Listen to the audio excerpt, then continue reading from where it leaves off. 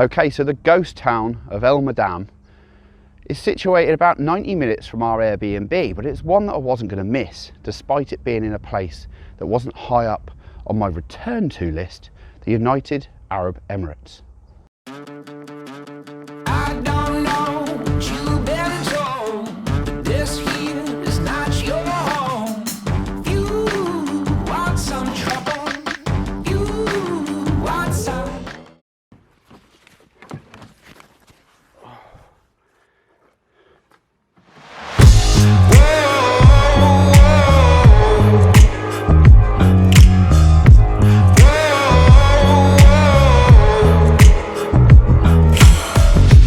Careful who you cross, careful who you test.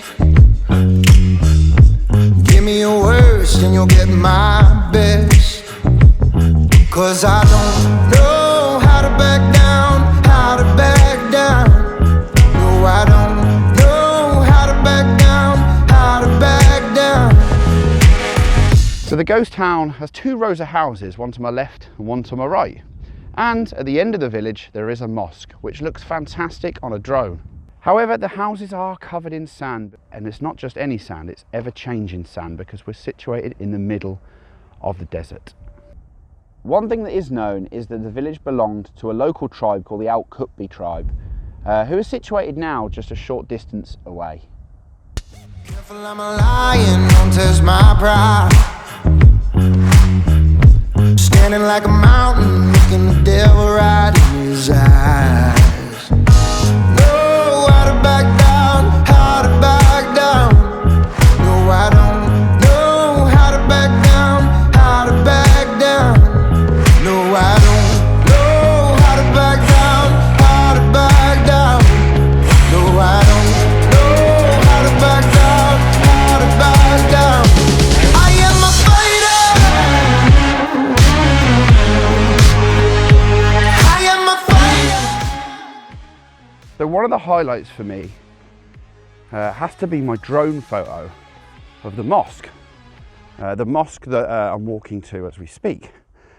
I love it, it's unique. I saw it probably for the first time around 2015 and I knew that I had to come here and capture that shot. I'm going to pop it up on the screen in the moment. I'm just going to take you to a walk to it so we can have a look at the mosque. But it's situated kind of right at the end of the town.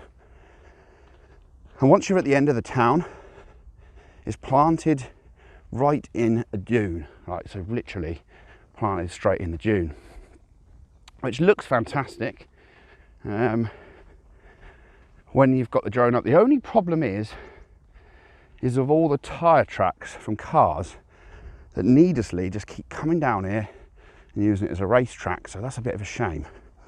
However, you'll see now as I turn around, here is the mosque, just here. So it's a cool place. I found a couple of compositions, one up on the dune there behind me looking this way towards the mosque. That was just last night with the sun setting behind, so I'll pop that shot up on the screen as well. But I do want to get a shot inside the mosque, which I haven't actually done yet, so let's go and have a look at it, see if it's worthwhile. I think it might be. I quite like the entrance. Oh, it looks like it's been graffitied, which is a shame.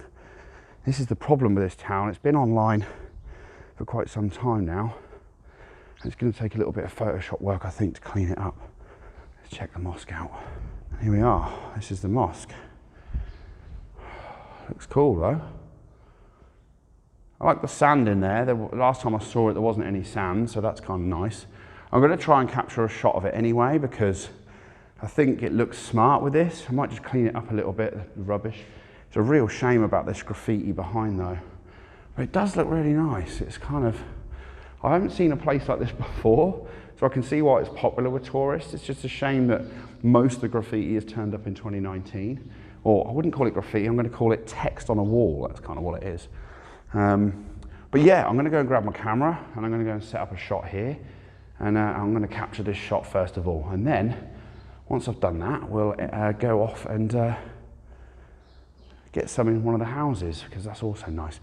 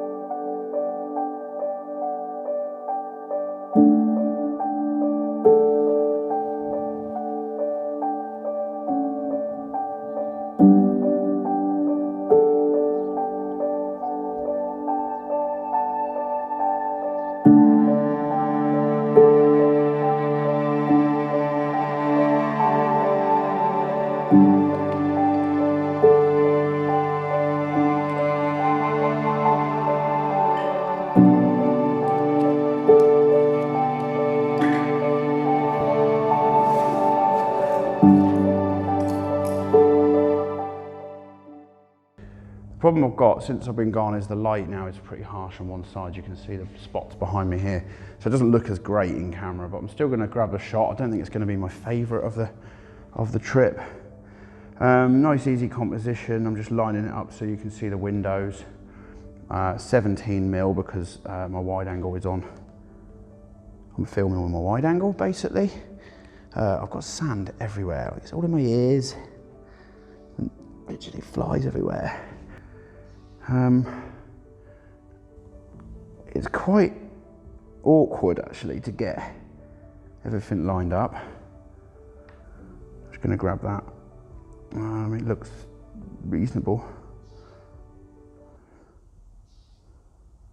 Yeah, it looks cool.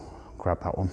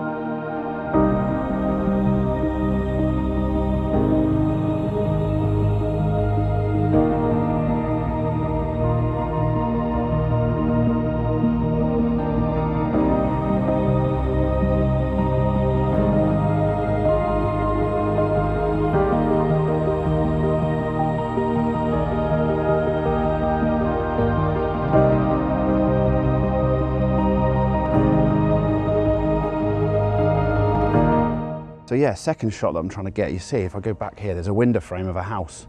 See, there's the house and there's a window frame. So basically I've positioned my camera high up on its, as high as I can get it, to be honest. I'm shooting on my 24 to 70mm lens and I'm going through the window and framing a composition such as this. I don't know if you can see that. But that's the composition that I'm lining up, and it looks quite cool. Very Coleman Scott-like, if I wouldn't say so myself. There's not many of these types of shots in here, so it's nice to find one. It's a difficult shot because of where I'm situated. It does look nice on the 24 to 70. It compresses it a bit nicer, and you get the foreground of the sand, and you get, obviously you get the door frame nicely. I love the colour of it as well. So now we've got everything kind of lined up. I'm shooting on f6.3. 30th of a second is the is coming out as the middle exposure. So the middle exposure on this is 30th of a second. You could probably do it in one. I'm just going to double check that actually. You could do it in one shot. The problem is there's a little bit of light coming in from a little window on the right here, just there. So I don't like that much. So I need to try and eliminate this. So I'm going to need to bracket just to make sure that that's not a blown out spot on the floor, which is a bit of a shame. If we'd have been here a little bit earlier or found this window a little bit earlier, then this wouldn't have happened, obviously. I have spotted something that may assist me though.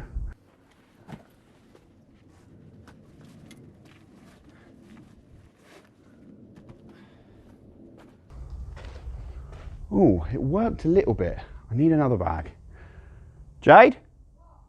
Is your bag still on the roof back there? I'm gonna go nick it. Yeah, I'm blocking the sun in the window, but I need 2 bags for that. I'll be back.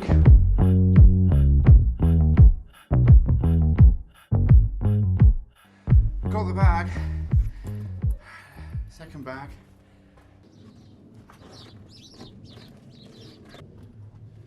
Use the strap to lock them in. That's how I did it.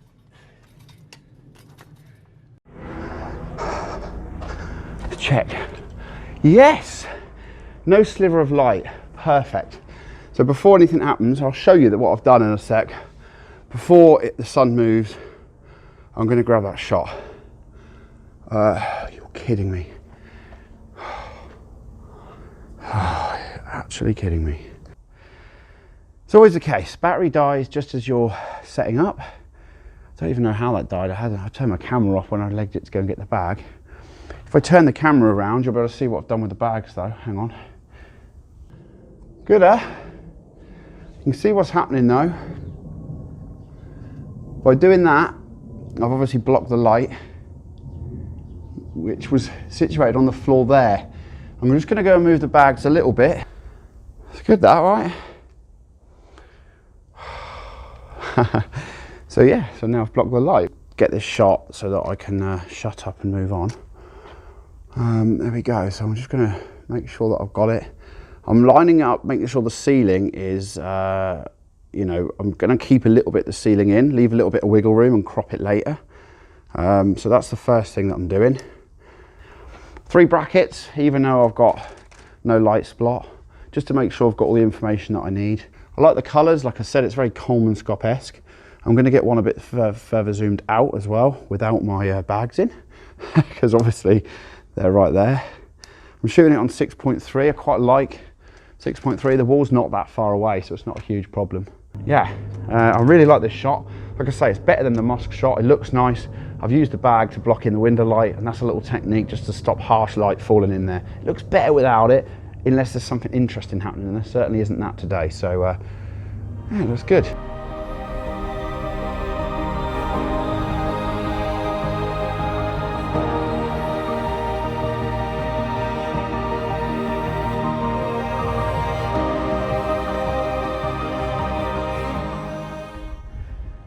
So, a decent town. It's difficult to shoot a place like this. It's tough on your gear. It's really tough on your gear. Like I've just found out, I've got sand everywhere now.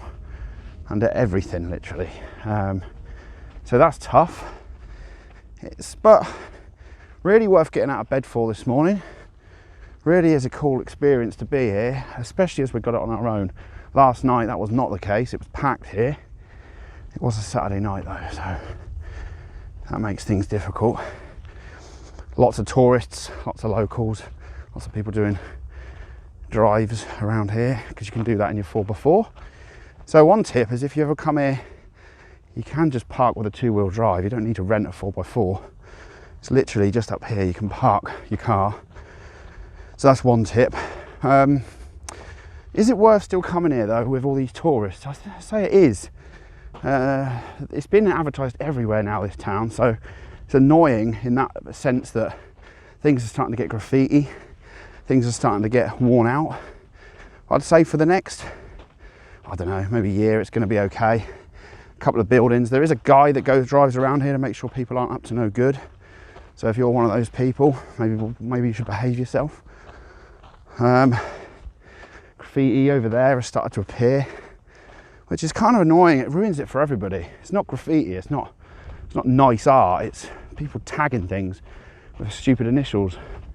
And no one knows who you are, mate. So is it worth coming to? Yes, it is. Definitely still worth coming to, even though there is, like I say, that graffiti and some other bits and pieces about. It's definitely challenging on your gear. I left my bag open, which was a bit stupid for a moment. Don't really want to do that, do you? So I got a bit of sand in there, but now the wind is completely gone now. It's the middle of the day, it's boiling hot. It's time for us to go and get a drink and something to eat, because, yeah, it's tiring. Tiring in a desert. I hate to think what this is like in the middle of the summer, by the way. It's like November, it's a month till Christmas. And it's pretty bloody hot. Yeah, so we've got lots of stuff coming up on the channel. Heading off to Malaysia tomorrow, actually. Flying out of Sharjah Airport. Leaving and heading off towards Malaysia. We're landing KL the next morning. 7-hour flight from here. I'm hoping to photograph some colonial mansions in Georgetown. If they've gone, they've gone. Probably quite late to the party on that one. But I'm gonna go and chill out on some Thai beaches for Christmas and New Year. Really looking forward to it. As we attempt the last tune, there we go. Ooh, big thigh workout, mate. Yeah, so keep your eyes peeled for more content. I hope you liked this video today. Something I've been trying to get onto for a while. Trying to get to as many of these ghost towns as possible. Obviously, budget permitting, it's quite difficult. thank you very much for watching. I'll see you all very, very soon in next week's video. Until then, bye-bye for now.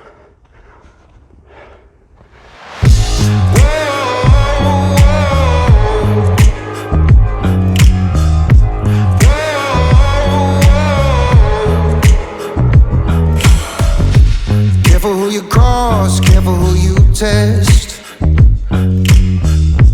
Give me your worst and you'll get my best. 'Cause I don't know how to back down, how to back down.